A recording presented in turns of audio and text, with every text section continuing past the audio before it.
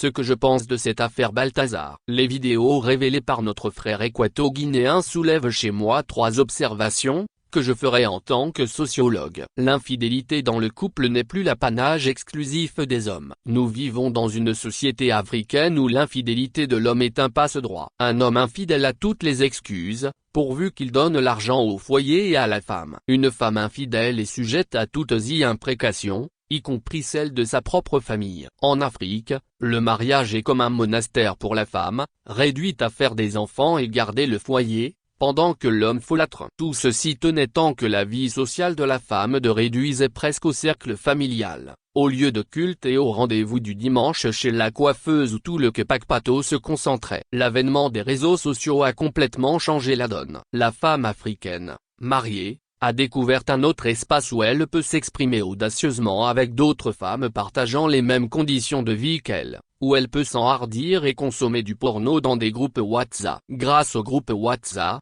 la femme mariée qui n'avait que des larmes et les prières pour se consoler des infidélités de son mari, a découvert que d'autres femmes abordaient cette prison autrement. Qu'il existe désormais des étalons prêts à servir en toute discrétion. Je ne suis sûr de rien, mais il est fort probable que toutes ces femmes visibles dans les vidéos aient été incitées à tenter l'expérience par des premières goûteuses, à travers des groupes WhatsApp, Telegram ou autres. Est-ce que ce phénomène va s'arrêter?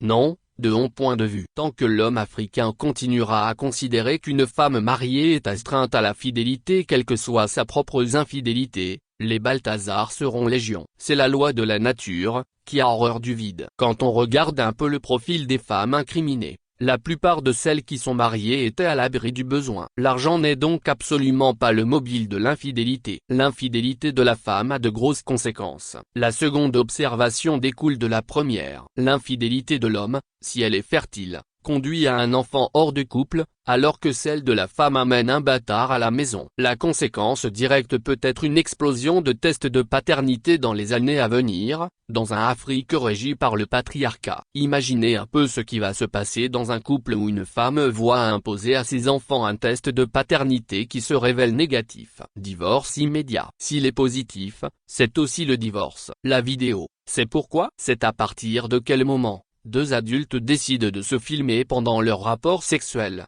surtout quand c'est 2 voleurs. Si c'est un couple, on peut au moins comprendre quoi même?